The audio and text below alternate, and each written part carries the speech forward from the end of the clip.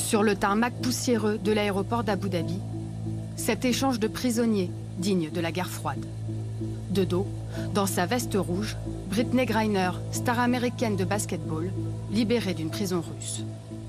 Face à elle, pochette jaune à la main, voici Victor Bout, 55 ans, russe, trafiquant d'armes. Il était lui retenu par les États-Unis. Avec cet échange, les deux ex-prisonniers s'envolent chacun vers leur pays. Au Texas, l'arrivée de l'Américaine se fait de nuit, en toute discrétion.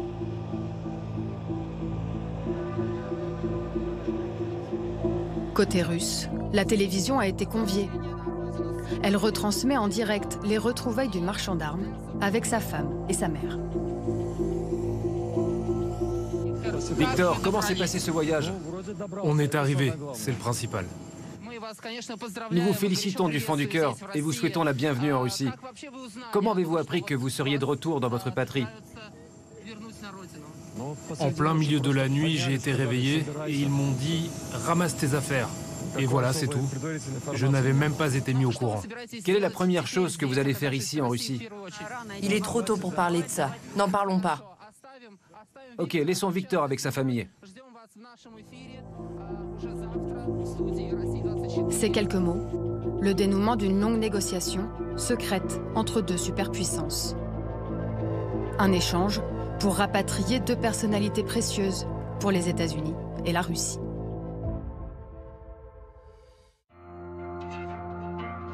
À 32 ans, Brittney Griner est une star du basket américain, figure de la communauté LGBT. Dans son parcours, rien ne l'a prédestinée à finir au fin fond d'une prison russe. Avec ses 2,06 m, la joueuse se distingue dès le début de sa carrière aux États-Unis. En 2016 puis en 2020, elle remporte 2 médailles d'or olympiques avec l'équipe américaine. On ne se dit pas que c'est une superstar parce que ça n'a pas vraiment d'importance pour elle. Ce qui compte pour elle, ce sont ses coéquipières, vous savez. Jouer du mieux qu'elle peut, donner tout ce qu'elle a. Le 17 février 2022, Brittney Griner atterrit à l'aéroport de Moscou. La basketteuse américaine se rend en Russie pour jouer pendant l'intersaison, la période pendant laquelle les matchs sont suspendus aux États-Unis. À son arrivée, la police russe contrôle son bagage. Ils y découvrent du liquide pour vapoteuse, liquide à base de cannabis, une substance autorisée pour une utilisation thérapeutique dans plusieurs États américains, mais interdite en Russie. La basketteuse internationale est arrêtée et placée en détention dans une prison au nord de Moscou. À peine une semaine après son interpellation, Vladimir Poutine débute son offensive en Ukraine. L'arrestation de Brittney Griner passe presque inaperçue. Le procès de la basketteuse s'ouvre en juillet 2022. J'ai plaidé coupable à mes accusations. Je comprends tout ce qui a été dit contre moi, les charges qui pèsent contre moi, et c'est pourquoi j'ai plaidé coupable. Mais je n'avais pas l'intention d'enfreindre les lois russes. J'ai fait une erreur involontaire et j'espère qu'avec votre décision, ma vie ne se terminera pas ici. Elle est condamnée à 9 ans de prison pour possession de stupéfiants et trafic de drogue.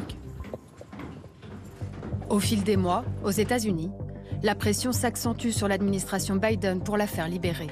Des rassemblements sont organisés par les proches de la basketteuse. Avec un mot d'ordre, Bring Brittney home, ramenez Brittney à la maison.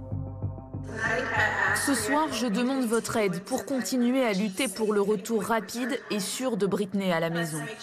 Faisons en sorte que cette administration sache qu'elle a notre soutien pour faire tout ce qui est nécessaire et que nous ne nous tairons pas tant qu'elle ne sera pas rentrée saine et sauve.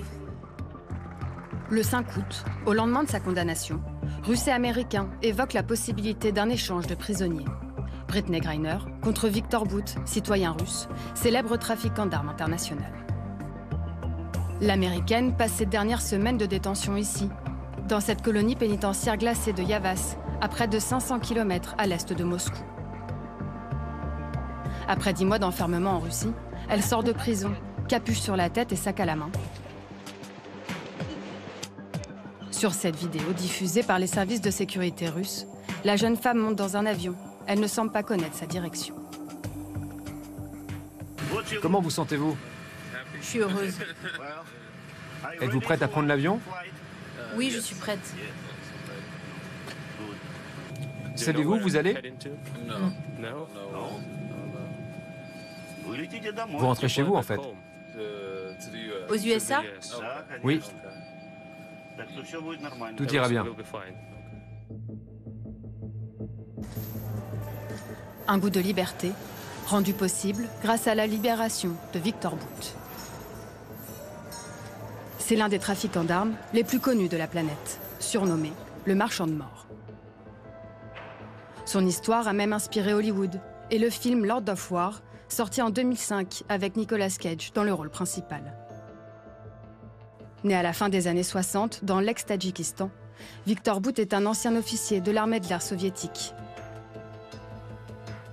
En 1991, à la chute de l'URSS, il rachète à bas prix quantité d'armes et de matériel militaire. Pendant plus d'une décennie, il les revend dans le monde entier. C'est en 2008, à Bangkok, que le parcours de Victor Bout s'arrête. Cette année-là, il tombe dans un piège tendu par l'agence fédérale américaine chargée de lutter contre le trafic de drogue. Il est extradé 2 ans plus tard aux États-Unis. Condamné en 2012, il évoque une injustice et espère pouvoir être libéré le plus rapidement possible. Malheureusement, je n'ai aucune relation, ni avec le Kremlin, ni avec Poutine. Je ne compte pas sur un quelconque appel, car ce qui m'était arrivé ici n'était pas de la justice, c'était de l'inquisition. Je n'ai pas été condamné pour ce que j'avais fait, mais pour l'action qu'ils ont inventée et à laquelle ils ont cru. Je pense que si la Russie fait toute la lumière sur ce qui s'est passé et fait une annonce confiante et ferme, je pourrai retourner en Russie très rapidement. 10 ans plus tard, à bord d'un jet privé, Victor Bout rentre en Russie. Ils nous ont bien reçus, tout va bien. Ne t'inquiète pas, tout va bien. Je t'aime tellement.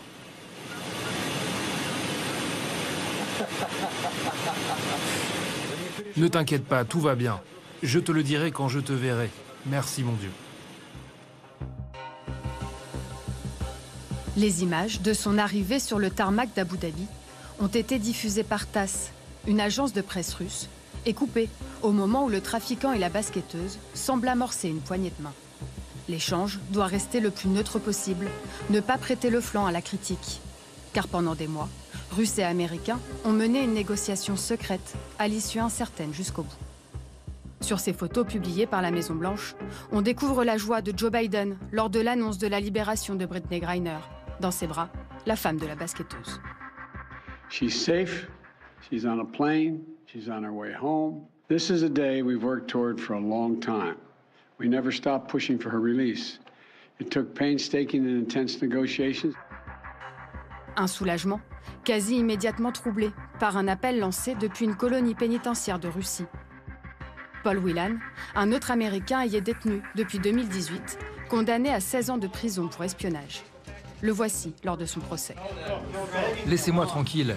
Ils me bousculent, même s'ils savent que j'ai des problèmes de santé. Regardez comme ils me traitent. Cet ancien militaire, emprisonné depuis plus longtemps que Brittney Griner, espérait être libéré. Joint par CNN, il s'est dit fortement déçu. Une amertume relayée par le Parti républicain, qui attaque aussi la Maison-Blanche sur l'échange Brittney Griner-Victor Bout. Une basketteuse contre un trafiquant d'armes, l'accord serait inéquitable. Assaillie de questions lors de cette conférence de presse, la porte-parole de la Maison-Blanche défend cet accord. Écoutez, ce n'est pas une décision qui a été prise à la légère par le président. Je veux être très clair sur ce point. Nous ne transigerons jamais avec notre sécurité nationale. Encore une fois, le président est convaincu que c'était la bonne chose à faire que de ramener Brittney à la maison. Depuis sa libération, Brittney Griner est prise en charge dans cet hôpital de San Antonio, au Texas. Vladimir Poutine a jugé cet après-midi que d'autres échanges de prisonniers entre Russes et Américains étaient possibles à l'avenir.